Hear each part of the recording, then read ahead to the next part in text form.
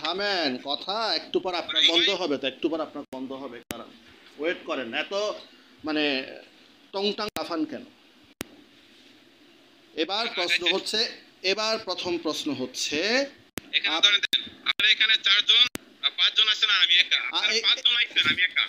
এখানে আপনি, এখানে আপনার সাথে আমার কথা হচ্ছে, 5 জনের মধ্যে কেউ কি কথা বলছে? এখানে আপনার সাথে কোনো বেয়াদবি হচ্ছে না, তুই তোকারি হচ্ছে না, আপনার সাথে সুন্দরভাবে আমি একা কথা বলছি, আপনি তাতেও ভয় পেয়ে যাচ্ছেন। কথা তো আপনার পক্ষে যাবে, এখন আমি বলতে আমি কোনো পক্ষে না, আমি আপনার শুনেন, আমি আপনার কোরআনকে যেরকম পায়ের নিচে রাখি, এই যে ব্যাদ দিছেন সেটাকেও পায়ের নিচেই রাখি, এটাকে মাথার উপর আমি তুলে রাখি না। এক পায়ে যদি আমি কোরআনের উপর রাখি, আর এক পা আমি ব্যাদের উপরই রাখি। এবার আপনি আমাকে বলবেন এটা কি মূল বই নাকি এটা মানে জাস্ট একটা অ্যাপস দিছেন আপনি? ভাই অ্যাপস থেকে আমি পড়ছি। ঠিক আছে, ঠিক আছে, অ্যাপস থেকে পড়ছেন। এখানে কোথায় লেখা আছে যে প্রতিমা পূজা করা যাবে না? আমাকে একটু দেখান তো কোথায়, আপনি একটু পড়ে শুনান তো আমাকে।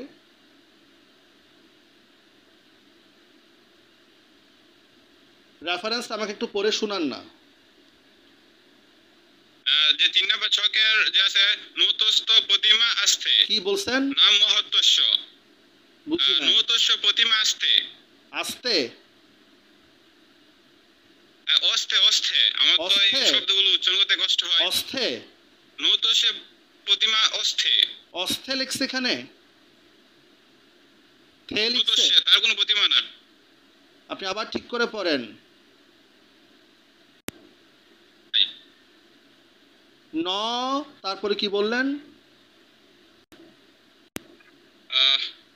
অস্থি অস্থি অস্থি শব্দ অস্থি, কারণ বাংলা তো ইয়া, আপনি বাংলাটা পড়তে পারেন না, এটাই তো মূল কথা।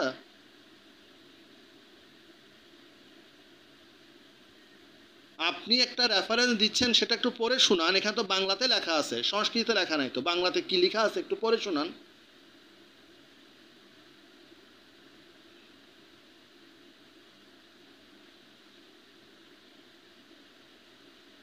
পড়ে শুনান।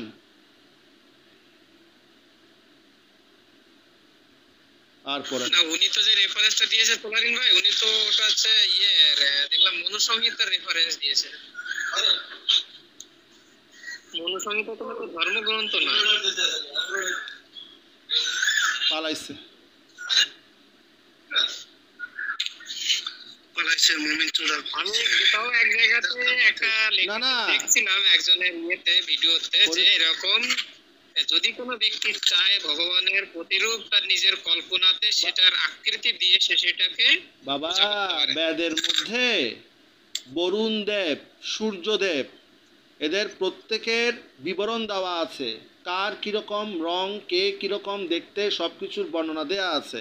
এবার আসলো, আপনি বললেন বেদ থেকে, এখানে উপরে লেখা আছে সংহিতা। এটা কি সংহিতা একটু দেখান তো, আর একটা স্ক্রিনশট দিয়ে মেহেদি সাহেব। আপনি যে স্ক্রিনশটটা দিয়েছেন এটা বেদের স্ক্রিনশট না তো, এটা উপরে লেখা আছে সংহিতা। আবার চলে গেছে, এটা কি সংহিতা দিল? মনুসংহিতা লেখা আছে, এটা ও বলবো। সংহিতা বলে মনে হচ্ছে একটা বই আছে। এখন আমি তো অন্যদিকে যেতাম একটুখানি, বলেই এবার যদি আসে ওনাকে জিজ্ঞেস করবেন যে আচ্ছা বলুন তো হিন্দু ধর্মে কত কোটি দেবতা আছে, সংখ্যাটা কত, সংখ্যাটা লিখে পাঠাতে বলবেন, এই কথাটা জিজ্ঞাসা করবেন। ওটা তো কোটি মানে তো 100 কোটি, 100 লক্ষ, 1 কোটি সেটা না, কোটি মানে হচ্ছে এখানে প্রকার। হ্যাঁ, ওইটাই ধরবো বলে ওনাকে জিজ্ঞাসা করবেন এটা, যে হিন্দু ধর্মে আপনি বলুন কত কোটি দেবতার বর্ণনা আছে, ঠিক আছে? তারপরে যেমন শিবলিঙ্গ, লিঙ্গ বলতে ওই সময়ে, লিঙ্গ বলতে ওই, না এটা নুনু না, লিঙ্গ বলতে নুনু না, লিঙ্গ বলতে নুনু বুঝাইতো না। ওই দেখেন, আমরা বাস করি 2025 সালে, 2025 সালের শব্দের যে মিনিং 2000 মনে করেন 1925 সালে একই শব্দের একই রকম মিনিং থাকতো না। 1 নাম্বার পয়েন্ট। 2 নাম্বার পয়েন্ট, শিবলিঙ্গের মধ্যে যে কথাটা বলা হচ্ছে সেখানের মধ্যে 3টা কি দেয়, 3টা ওই ধূপের বা এটা কি যে ছায়ের 3টা ইয়া দেয়, একটা দাগ দেয়। তারপর একটা চোখ থাকে, একটা চোখ থাকে, শিবের তৃতীয় নেত্রের একটা চোখ থাকে, ত্রিনেত্রের একটা চোখ থাকে। এটা হচ্ছে একটা প্রতীক। এবং লিঙ্গটা ওই বেদের সময়ে, এটা এক জায়গায় দেখলাম যে লিঙ্গ বলতে সেই সময় মস্তক বুঝায়। আমরা এখন লিঙ্গ বলতে নুনু বুঝাচ্ছি, ওই সময় লিঙ্গ, শিব লিঙ্গ মানে হচ্ছে শিবের মস্তক। এবং সেটার প্র্যাকটিক্যাল উদাহরণ হচ্ছে যে সেখানে চোখ থাকে, শিবের কপালের মধ্যে ছায়ের যেরকম একটা ভস্যের দাগ দেয়া থাকে সেটা দেয়া থাকে। অর্থাৎ শিবলিঙ্গ বলতে শিবের মস্তকের একটা প্রতীক বুঝায়, শিবের নুনু বুঝায় না। এবং এই বিষয়গুলো তো আমি আপনি তো ব্যাখ্যা করলে হবে না, এগুলো আমাদেরকে ব্যাখ্যাগুলো শুনতে হবে। নিশ্চয় যারা পণ্ডিত আছে তাদের ব্যাখ্যা শুনতে হবে, আমরা তাদের ব্যাখ্যা শুনবো। এক্স্যাক্টলি, এটা তো আমি বললে তো হবে না। আমিও শুনেছি এরকম যে ইয়ে আছে, আমি তো পড়ে কখনো দেখিনি, ওই বিভিন্ন ভিডিওর মাধ্যমে থেকে জানা। আচ্ছা মেহেদী সাহেব, হ্যাঁ এবার আপনি আমাকে ওই একটু পড়ে শোনান, আপনি যে রেফারেন্সটা দিয়েছেন এটা পড়ে শোনান, কোন জায়গায় কি লেখা আছে। আমি বলতাছি ঋগ্বেদের আপনি যে আপনি দিলেন যজুর্বেদ, এখন গেলেন আবার ঋগ্বেদে। যজুর্বেদ, ঋগ্বেদ ভুল হয়েছে, মিস্টেক। যজুর্বেদের 32 নম্বর অধ্যায় 3 নম্বর ছকের মধ্যে আছে নূতস্য প্রতিমা অস্থি নাম মহাতস্য। তার কোনো প্রতিমা নাই, তার নাম দাঁড়ান, তার কোনো প্রতিভা নাই, এই অনুবাদটা আপনি কোথায় পাইছেন? ভাই এটা আমি ট্রান্সলেট করছি, যেখান থেকে করছি আপনি দেখেন এটা ট্রান্সলেট সঠিক কিনা। আমি সঠিক মিথ্যা না তো, আপনি যে নিজে নিজে একটা অনুবাদ করতেছেন, একটু আগে বললেন যে কোরআনের অনুবাদ আপনারা ভুল দেন না, ভুল দেন, এই দেন সেই দেন। এখন যেটার অনুবাদ দিচ্ছেন এটা যে সঠিক সেটা কিভাবে বুঝবো? আপনার অনুবাদ কি হিন্দুরা মেনে নিবে? আপনি সঠিক অনুবাদটা দেন। আমার তো দাবি না, আপনি বলতেছেন অনুবাদটা আপনি নিজে দেন আমাকে, কোন কোন বই থেকে অনুবাদটা দিচ্ছেন সেটা আমাকে স্ক্রিনশট তুলে দিয়ে দেন। আমি একদম নিরপেক্ষ। আপনি যদি এখানের মধ্যে অনুবাদটা আপনি দিয়েছেন এটা হচ্ছে সংস্কৃত, এটার বাংলা অনুবাদটা আমাকে দেন না, এটা বাংলা অনুবাদটা আমাকে ওই এই বই থেকে দিয়ে দেন, বাংলা অনুবাদটা আমাকে এই বই থেকে দেন, এই অ্যাপস থেকে দেন।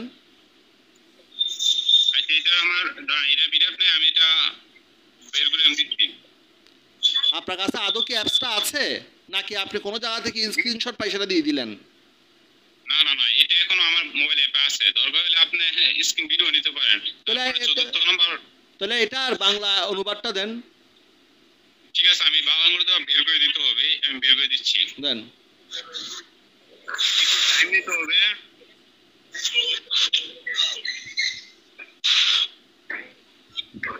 আচ্ছা ভাই শুনেন, হ্যালো, হ্যাঁ শুনতে পাচ্ছি, বলো। এটা অনুবাদটা আমি পরে গ্রুপে দিয়ে দিচ্ছি। না পরে না, যে আলোচনা হচ্ছে পরে হবে না, আপনি এখন যে বিষয়ে প্রশ্ন তুলছেন আপনি সেই বিষয়ে আপনার দাবিটা সুন্দরভাবে আমাদেরকে প্রমাণ দিয়ে তারপর আপনি যান, পরে কথা কেন বলবেন? আপনি এখন দাবি তুলছেন, আপনি কথা বলবেন না? আপনি কালকে না বলতেছেন আমাকে কলে আনছেন, কেউ কথা বলতেছেন না, তখন আপনার দাবি নিয়ে তো কথা বলতেছি, পরে আবার কেন দিবেন? আচ্ছা আমি বের করতেছি, টাইম দেন।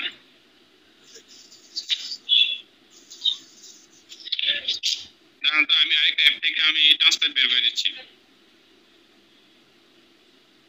আপনার কাছে মূল পিডিএফটা নাই, স্ক্যান কপি থাকলেও তো হয়, অ্যাপসের মধ্যে প্রচুর ভুল ভ্রান্তি থাকে ভাই। মূল পিডিএফটা পাওয়াটা অনেক মুশকিল, আর এগুলো আপনি মূল পিডিএফ এর মধ্যে আপনাদের লেখাগুলো একদম এই যে সেটা আবার আপনি বলতেছেন, আমি কি বলতেছি আপনি জঙ্গিদের একজন? আপনাদের কেন বলতেছে? এটা কি আমার কিতাব? আমি বললাম না আমি বেদকে এক পায়ের নিচে রাখি আর এক পায়ের নিচে আমি গীতাকে রাখি। উনি মনে হয় ভেবে নিয়েছে যে আমরা একদম ঠিক অন্ধ হবে, ঠিক আছে, একদম পুরো যে শিব বাস্তব, কালী বাস্তব, রাম কৃষ্ণ সব বাস্তব, একদম পুরো পৃথিবীতে জন্মগ্রহণ করেছে এবং আমরা তার অনুসারী, এটা উনি মনে করছেন। ঠিক আছে না, মুসলিমরা তো গ্রন্থ মানে বোঝেন, যেমন মেঘনাদ বধ মহাকাব্য কে লিখেছিল? আপনাদের ওই বাংলাদেশের একজন কবি মাইকেল মধুসূদন দত্ত, বাংলার একমাত্র সনেট কবি। ঠিক আছে, সব হচ্ছে গল্প কাহিনী। আমি যদি ভুল বলে থাকি আমাকে বলতে পারেন। এখন আপনি যদি এইখানে আলোচনা হচ্ছে দাঁড়ান, আমি এখানে আলোচনা হচ্ছে উনি নাতস্য প্রতিমা অস্তি, এটা বাংলা অনুবাদ বলতে পারছেন। এখন আরে ওটা তো শব্দটাই তো উচ্চারণ করতে পারে নাই। না না না এদের শব্দ উচ্চারণ করতেছি না হরিপদ বাবু, কথা হচ্ছে উনি একটা দাবি তুলেছে। ও বলতেছে আমরা যখন কোরআনের অনুবাদ দিই আমরা নাকি সঠিক অনুবাদটা দিই না। আমরা আমাদের এখানে যারা আছে আমরা কি কোরআন অনুবাদ করি? কোরআন অনুবাদ করতেছি ইসলামিক ফাউন্ডেশন। ব্যাকগ্রাউন্ড থেকে আওয়াজ হচ্ছে, সে কি করেন তো দূরে যান তো, মিউট করে দেন। আমি আপনি কি ব্যাকগ্রাউন্ড থেকে আওয়াজ হচ্ছে কারণ নিশ্চয় সোলারিন ভাই, আমরা যদি সঠিক অনুবাদ না দিয়ে থাকি তাহলে ইসলামিক ফাউন্ডেশন, সহিহ বুখারী বা যে hadithbidi.com এগুলো কি ওয়েবসাইট গুলো কি আমাদের তৈরি করা নাকি? সেটা তো ওনাকে প্রশ্ন করব, সঠিক অনুবাদটা আসলে কার বাপে, কোন মুসলিম? অনুবাদ আর বুঝার দাঁড়ান, অনুবাদ আর বুঝার সিস্টেম আলাদা। আপনি একটা অনুবাদকে যদি আমি আপনার সাথে ওখানে যাচ্ছি না, আপনি আমাকে রেফারেন্সটা দেন। আপনি বলতেছেন নতস্য প্রতিমা অস্তি, এটার অনুবাদটা কোথায় আছে সেটা আপনি আমাকে, এটার অনুবাদ যেটা আপনি অনুবাদ নিয়ে লেকচার দিলেন একটু আগে সকলের সামনে, এখন আপনি আমাকে এটার অনুবাদটা আপনি দেন। কথা শেষ। দাঁড়াই তো আছি, প্রায় 5 মিনিট দাঁড়ায় আছি। হরিপদ বাবু উনি বলতেছে দেবতাদের কোনো রূপ নাই। মেহেদি সাহেব আপনি একটু মিউট করে দেন, মিউট করতে না পারলে মেসেঞ্জার ব্যবহার করেন না। ঠিক আছে, আমি করতেছি। হরিপদ বাবু উনি বলতেছে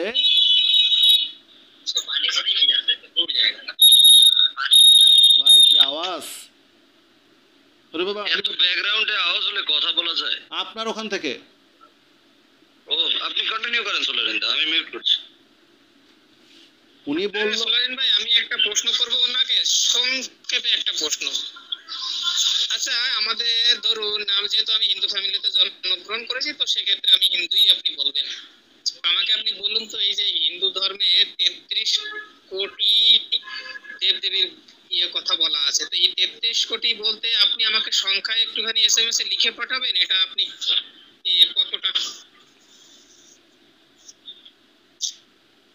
আচ্ছা আমি একটু হরিপদ বাবুকে বুঝাই। উনি বলছে বেদের মধ্যে কোনো দেবতার বর্ণনা নাই বা কোনো ভগবান দেবতা এদের কোনো প্রতিমা বা মানে কোনো ধরনের শারীরিক কোনো বর্ণনা দেয়া নাই। কিন্তু আমি যতটুকু জানি বেদের মধ্যে অগ্নিদেব, রুদ্রদেব, বেদে কিন্তু শিবের নাম আসে নাই, রুদ্রদেব, বিষ্ণুদেব, অগ্নিদেব, বরুণদেব এদের, তারপরে সরস্বতী দেবী এদের কিন্তু শারীরিক বর্ণনাটা দেওয়া আছে। দেখতে কেমন, চুল কেমন, হাত পা কেমন, এগুলোর বর্ণনা বেদের মধ্যে দেয়া আছে। 1 নাম্বার পয়েন্ট, আমি বৈদিক যুগের কথাটা বলছি, এটা বেদের মধ্যে আছে। তারপরে উনি বলছেন আমরা তো ঋগ্বেদের একটা মন্ত্রই আমি একবারে এখানে বলেই দিচ্ছি আপনাকে স্পেসিফিকলি, যেমন মনে করেন যে বলা হচ্ছে যে সহস্র শীর্ষা পুরুষ সহস্রাস্ত্রাক্ষ অরিষ্ট নেমি বৃহস্পতি দদাতু, এরকম একটা মন্ত্র আছে যেখানে বলা হচ্ছে যে সহস্র শীর্ষযুক্ত পুরুষ, সহস্র চোখ, সহস্র নয়ন, তো শীর্ষ নয়ন, হাত পা, এগুলো কি? হ্যাঁ এইগুলো আল্লাহরও আছে, এরকম হাত পা, পাছা, পায়ের গোসা, মুখ, চোখ সব কিছু আল্লাহরও আছে, ওটা কিন্তু কথা হচ্ছে এখানে যে বলেছে উনি কি নতস্য প্রতিমা অস্তি যস্য নাম মোহদ্দশ হিরণ্য গর্ভ ইত্তেশ মা মা হিংসেদিত্তে জনান্য জাত ঐত্যৈশ্য। আচ্ছা তো এটার মানে ব্যাখ্যাটা কি? মানে এই শ্লোকটা দিয়ে ধরেন আমি আমার ভাষায় বোঝার চেষ্টা করি, এই আয়াতটার তাফসিরটা কি হবে, মানে হিন্দু ধর্মে এই আয়াতটা বা এই শ্লোকের তাফসিরটা কি হবে, সেটা আমি, আপনি, মামুনুল হক, আব্বাসি এরা করলে হবে? উত্তর তো হচ্ছে না, যেহেতু এটা হিন্দু ধর্মের একটা বিষয়। অবশ্যই এটার একটা পণ্ডিতদের অর্থাৎ হিন্দু ধর্মের যে সমস্ত স্কলার রয়েছেন তাদের একটা ব্যাখ্যা থাকবে যারা এটা বুঝেন। তাহলে আমি যদি একাডেমিক আলোচনায় আসি তাহলে আমি এই শুধুমাত্র এই আয়াতটা নিব, আগের মানে এই শ্লোকটা নিব বা এই পংক্তিটা নিব, কিন্তু আগের পংক্তি বা আগের শ্লোক পরের শ্লোক এটার সাথে রিলেটেড আর কোনো কিছু আছে কি না এই বিষয়ে হিন্দু ওলামায়ে কেরাম বুঝার সুবিধার্থে বলছি যে হিন্দু ওলামায়ে কেরামরা কি মানে বুঝে কিভাবে এটার উপরে তারা বিশ্বাস করে ওই ব্যাপারগুলো আমাকে জানতে হবে। নিরপেক্ষভাবে বলছি আমি বলতেছি না যে হ্যাঁ, অবশ্যই। কারণ আমি যদি এখন একটা হাদিস দিই সেটার অনুবাদ দেখবে তারা, তো বললাম যে অনুবাদটা তো আমি করি নাই, এটা সহি ইন্টারন্যাশনাল সৌদি কিং ফাহাদ কমপ্লেক্সের যে মানে অথরিটি আছে তারা অনুবাদ করেছে ইংরেজিতে, আন্তর্জাতিকভাবে স্বীকৃত অনুবাদ, ইংরেজি অনুবাদ দিলাম। বাংলাদেশে ইসলামিক ফাউন্ডেশন থেকে অনুবাদ দিলাম, হাদিস একাডেমি থেকে অনুবাদ দিলাম, মহিউদ্দিন খান থেকে দিলাম, মুজিবুর রহমান দিলাম, বায়ান ফাউন্ডেশন দিলাম, তাইসিরুল কুরআন দিলাম। তাই আমরা যখন আলোচনা করব আমরা অথরিটি থেকে যেই মানে অনুবাদটা যেভাবে এসেছে আমরা সেটা দিব। ওটা দেওয়ার পরে তারা আবার কি বলবে, এই আয়াতের তাফসির দেখতে হবে, তাফসিরে গেলাম, তাফসির উত্তর না পেলে হাদিস দেখেন, হাদিস না দিলে সিরাত দেখেন, সব দেওয়ার পরেও আপনি ওইরকম আপনি সেরকম, এগুলো কিন্তু একটাও কিন্তু আমাদের লেখা না, ওদের অথেন্টিক লেখকদের বই থেকে আমরা দিচ্ছি এবং ওদের ওলামায়ে কেরাম যেটা বলছে সেটা, এবং বইতে যদি লেখা থাকে হ্যাঁ মুহাম্মদ এভাবে হত্যা করছে, তবুও তখন বোঝে না এটা হবে না, এটা ভুয়া, এটা মিথ্যা, এটা বানানো। তাহলে উনি মূল বই বাদ দিয়ে কোন জায়গা থেকে একটা অ্যাপস থেকে স্ক্রিনশট দিল, এটা কি আদৌ মূল বই যদি স্ক্যান হতে একটা কথা ছিল, এটা কেউ টাইপ করছে, টাইপ করে সে অ্যাপস করছে, এটা আদৌ সত্য কি না, এটা কোন প্রকাশনী, এটার অনুবাদটা কোন মানে হিন্দু পণ্ডিত করলেন, এই তথ্যগুলো আমাদেরকে জানতে হবে না? এগুলো না জেনে মেইনলি সোলারেন্দ্র, আমি আপনাকে এই জিনিসটা বলি, এইটা ম্যাক্সিমাম মুসলিমরাই এইটা শুরু করে, মানে এই জিনিসটা করার চেষ্টা করে। এটা তাদের কোথায় থেকে পায় আমি অ্যাপসটা বলে দিচ্ছি। সেইটা হচ্ছে জাকির নায়েকের কিছু বক্তব্য থেকে তারা এই জিনিসগুলোকে আচ্ছা লিখেছে তাদের একটা বইতে। আচ্ছা ভেরি গুড লিখেছে, তাহলে ভেরি গুড, আমি বুঝলাম যে জাকির নায়েক, তাহলে জাকির নায়েক কি হিন্দু? জাকির নায়েক, তাহলে আমি হিন্দু ধর্মের ব্যাখ্যা মুসলিম থেকে কেন শিখবো? সেটাই তো কথা। আবার সব থেকে মজার জিনিসটা কি জানেন, ঠিকভাবে উপনিষদ গুলোর নামগুলো পর্যন্ত সেই বইতে তারা লিখতে পারেনি, মানে নামগুলো পর্যন্ত উচ্চারণ করতে পারেনি। না না না, সংস্কৃত মেহেদি সাহেব তো এটা বাংলাও উনি নতস্য প্রতিমা অস্থি, উনি অস্থিটাকে অস্থে আস্তে বাংলাতে উনি পড়তে পারতেছেন। এখন ওনারা যে বলে আপনি কি আরবি জানেন, এখন আমিও তো প্রশ্ন করব, এই উচ্চারণটা ওটাও না, এটা হচ্ছে না তাসিয়া প্রতিমা অশ্ব অস্থি এরকম আর কি, ইয়াস নাম মহা ইয়াস। এখন আপনার উচ্চারণ দেখে, আপনার উচ্চারণের আপনার অ্যাকসেন্ট বা বাচনভঙ্গি দেখে বোঝা যাচ্ছে যে আপনি এগুলো পড়ছেন, ওটা চলে আসে। এখন কথা হচ্ছে এই বিষয়টা সম্পর্কে আমি নিরপেক্ষ, আমি আগেও বলেছি আমার এক পায়ের নিচে হচ্ছে কোরআন আর এক পায়ের নিচে হচ্ছে